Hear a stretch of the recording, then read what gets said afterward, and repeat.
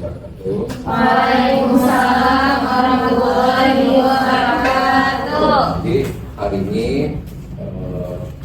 kita akan mau mengakhiri mata kuliah dan sampel tradisi. Ya, pertemuan kemarin itu kan saya sudah ingatkan ke kalian gitu ya, bahwa mata kuliah ini pada akhirnya itu menuntut penyelesaian dalam bentuk project. Ya, dalam bentuk project. Tadinya sih saya ingin bikin sederhana aja gitu. Saya coba buat semacam eksperimen kecil. Dan keraguan saya itu rupanya tertepis oleh kesungguhan kalian untuk mau belajar, ya. Oke, nah jadi saya mau evaluasi kembali mata kuliah ini. Jadi kenapa mata kuliah ini dihadirkan di prodi kita? Karena tingkat kebutuhan guru-guru di sekolah tentang pelajaran ensemble itu rendah. Sangat rendah. Rendahnya itu kenapa? Karena tidak semua guru bisa menyajikan ensemble musik secara sederhana. Pikirannya itu kacau gitu, kacau dalam pengertian ketakutannya berbeda. Seakan-akan main ensemble musik itu harus pakai piano ini. Seakan-akan gitu, padahal kan tidak kan ya. Nah, ada yang sudah menempuh semester berapa sekarang? Semester 6 gitu ya. Artinya kamu kan udah melampaui itu kegiatan-kegiatan perkuliahan, praktek baik tari, termasuk juga perkuliahan dalam konteks pendidikan kan ya. Nah, jadi ini memang saya paksakan. Tadi ini nggak ada. Tadinya nggak ada, saya paksakan harus ada. Kenapa? Karena pengalaman saya di lapangan membisikkan itu harus ada. Nah, sini kan kebetulan banyak anak tari ya. Karena banyak anak tari, maka orang anak tari sih masih memungkinkan lah, masih berhubungan langsung dengan praktek keterampilan musik, ya kan?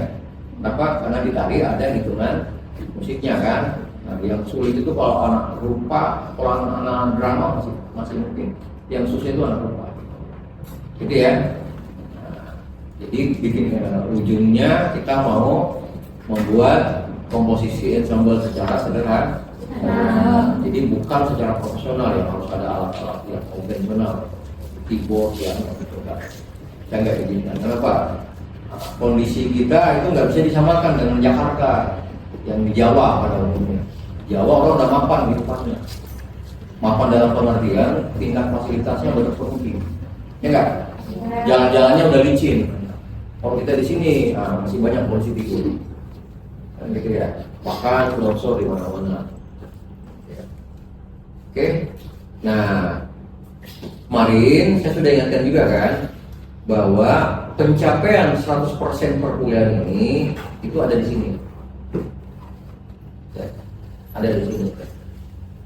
Jadi capaian pembelajaran atau bahan capaian pembelajaran yang kita mau dapatkan itu untuk mampu mengenal atau mengidentifikasi jenis alat musik tradisional. Ya, yang paling umum kan seperti rapai, kan gitu ya, takto. Nah, rupanya takto itu saya pernah melihat di Instagram, itu ternyata di festival kan rupanya takto. Ada. Takto nggak tahu. Sejenis makanan. Bambu ada isinya. Ini bukan bambu ya.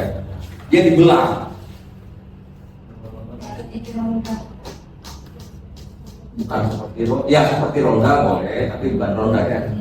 Dia dibolong, gini, dia dibolong. Jadi kalau dipukul, kalau di dalam musik konvensional Eropa namanya woodblock, kayu, kotak. Kalau kita tak. Nah, kenapa dikatakan tak? Yang paham sendiri. Ya. Kira-kira gitu ya. Kalau selain itu alat apa? Rapai paling umum, takto. Yang alat perkusi? Alat perkusi. Itu orang luar punya. Yang kita punya. Rapai, takto. Itu cuma dua. Ya, rapai, takto. Itu aja. Rebana. Yang perkusi. Yang paling memungkinkan kita kerjakan cuma itu kan. Nah, karena musik ini sudah konvensional, familiar lah, maka mau tidak mau interaksi dengan dunia barat atau pengetahuan dari luar, hadirlah pianika, hadirlah recorder, gitu ya. Satu sisi itu mengharuskan kita membeli alat. Dalam bahasa saya secara politis, ini namanya disebut penjajakan selera. Recorder, pianika itu kan garapannya orang Jepang kan. Nah, tapi dia berhasil. Dia berhasil membuat satu inovasi musik dan itu diperjualbelikan. Bahkan di Indonesia itu menjadi seakan-akan sempat viral tahun 90-an. Di kakak-kakak kelas dulu ini jadi kayak kewajiban. Karena udah canggih gitu ya, maka itu digantikan dengan alat-alat keyboard.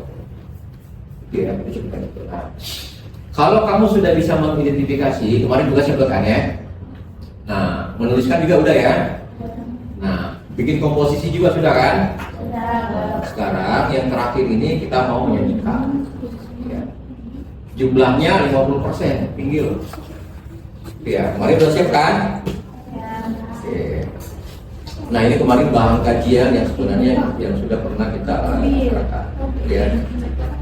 Ya. Ini Aceh, Bu. Jadi yang panik ya.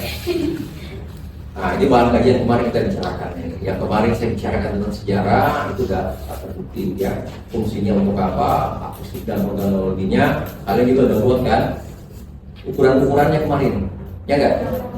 Udah dibikin semua kan? Nah, dan biasanya kalau secara akustik dan organologinya itu terbentuk, pasti juga punya pola ukurannya, ya. Nah, karena kalian anak tari kan paling hafal kalau umpamanya mengiringi tari rambut lampuan. Sering kalinya masih ingat kan?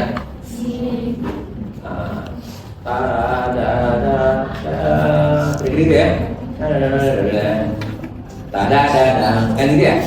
Masih hafal kan? Begitu. Ya, mengiringi kan? Nah, tapi pola ritme rapainya mungkin kalian belum terlalu menguasai. Yang paling familiar itu di melodisnya gitu ya. Nah, begitu kamu udah dengar melodisnya seperti ini, ini rambut lampuan. Nah, tapi kalau dirapai mungkin kalian belum familiar. Kenapa? Karena kalau kalian menari itu dirapainya kah atau di serunnya kalinya kalian pakai sebagai hitungan? Nah, tadi di mananya? Apa ini? Dirapai. Di serunya kan dengan melodinya ya. Tetapi untuk memberikan efek penegasan, rapai punya fungsi kuat gitu kan ya. Ya. Nah, tetapi karena rapai itu kan ada 2 biji kan biasanya ya. Satu pola dasar, maksudnya rhythm pattern pola dasar, satu bungung apa bahasanya bungung ya, bunga. Bata maksudnya. Bunga ada bunganya juga kan ya. Oke, itu kalau di rapai. Jadi sebenarnya kalau saya sih melihat kalian itu potensimu terhadap musik dengan tari itu sangat kuat kalau di Aceh. Cuman yang teman-teman di tari kadung dia menjebloskan diri di gerak. Padahal musik itu penting. Kalau mau gitu berbisnis di dalam dunia entertainment seperti itu, musik itu yang penting. Karena tanpa itu kalian nggak bisa menari, ya nggak? Ya nggak? Di Aceh pada umumnya tarian itu pasti selalu menggunakan dirinya. Berani nggak kalian nampil tarian tanpa ini? Berani nggak? Kenapa nggak berani? Karena kalian belum terbiasa. Pakemnya kalian di sini itu harus dipandu dengan iringan. Harusnya kamu labrak tuh kontrol. Harusnya dihilangkan tuh. Nah, kalau iringannya dihilangkan, itu tarinya jadi apa kira-kira? Jadi berbaur, kontempo, atau modern. Karena nggak ada acuannya kan? Suka-suka, ya kalau dalam bahasa pergaulan kita suka-suka K. Kan kira-kira gitu ya?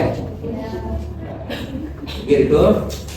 Nah, karena kita membatasi diri, tidak ada pertunjukan di luar, maka pertunjukannya cukup saya nilai di sini saja ya. Ada yang mau tanyakan di sini? Cukup? Nah, hasil proyek ya itu dibagi dua, tugas juga dibagi dua.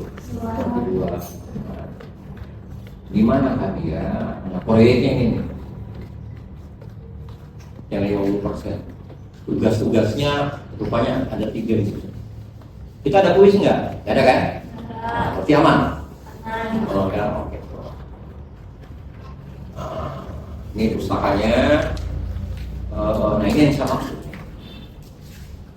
Jujur ya, jujur pengen jujur. Saya mau bayangkan. Saya itu sampai punya buku tahun 1980. 1980. Lu udah lahir belum? 1984 ini buku masih saya pakai. Masih saya pakai. Ya. Nah, ini yang terbaru nih. Nah, terus kalau mau berbicara tentang buku si Aceh, nah ini orangnya nih dari luar. Margaret Atwood. Kalian harus paham ya. Ya, kalian harus familiar dengan peneliti si Margaret Atwood ini. Dia peneliti benua Australia. Ya, dan dia udah meneliti tentang Sumatera itu dari tahun 70-an. Ini kalau nggak salah. Dulu sebelum lahir dia udah kesini.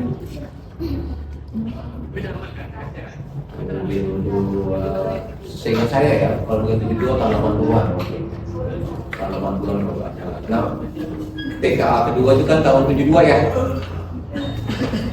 Tapi belum 72. Tapi sebelumnya itu, setelah itu mungkin yang sini lupa juga. Itu ya. Ada yang mau disampaikan sampai sini? Cukup? Cukup. Sekarang kalian kan udah juga saya perintahkan untuk membuat semacam perangkat pembelajarannya ya. Ya enggak? Kita ini kan keguruan.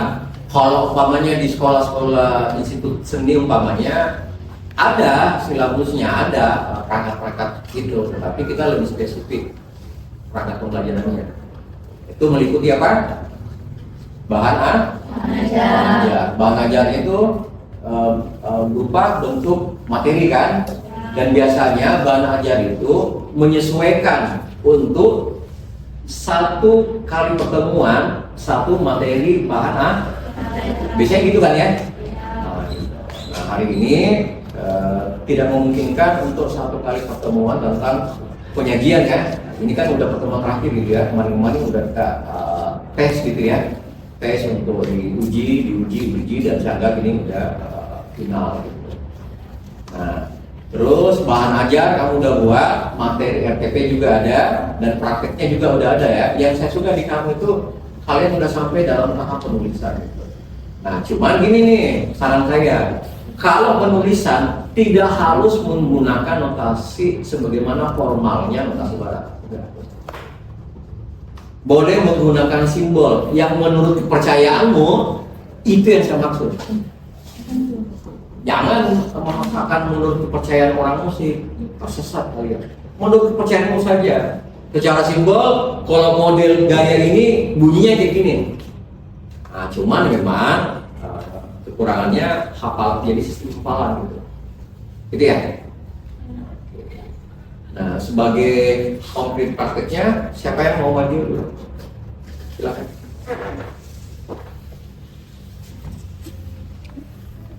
Ini satu kelompok. Kelompok berapa? Coba bisa. Ya.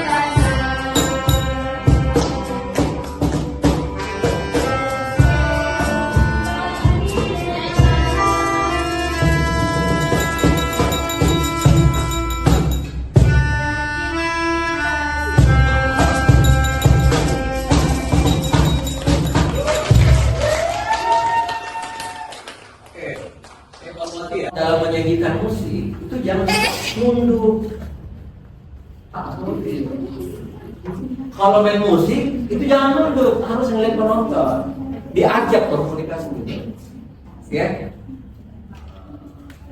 Terus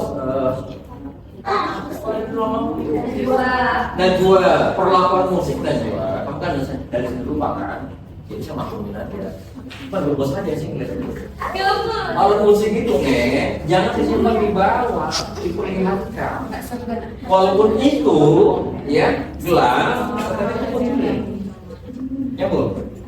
Nah, itu jangan lagi diulang. Jadi kalau kamu pun konser, main apapun, itu perlihatkan ke orang. Orang ingin melihat itu apa sih yang disembunyikan. Ya, kayak si Indah, walaupun dari botol Yakult, saya nggak tahu itu punya apa, kamu pungut di tempat sampah, saya nggak tahu. Nah, itu dia perlihatkan itu tuh, ngerti? Terus untuk kajian harusnya soal body membrane-nya harusnya lebih. Jangan betul-betul kayak penjagal, kamu pukul gitu. Itu bukan pukul, tapi perkusi. Soal bodinya main, dia kaku gitu ya, main aja, agak sedikit mokol boleh, goyang sedikit ya, saya pikir gitu. Nah, disebutkan nama nadanya. Jadi Pak, itu pasti kayak yang kurangnya Nama nadanya disebutkan. Do, sola, sola, mi, sol, kan itu kan. Jadi nanti nada di awalnya itu do. Jadi selama ini kedua tuh do sama nada satu lagi misalnya perbandingannya, tapi tetap cocok sama nada do. Nah, supaya cocok, do pasarannya apa? Cari contoh tadi. Ada nggak?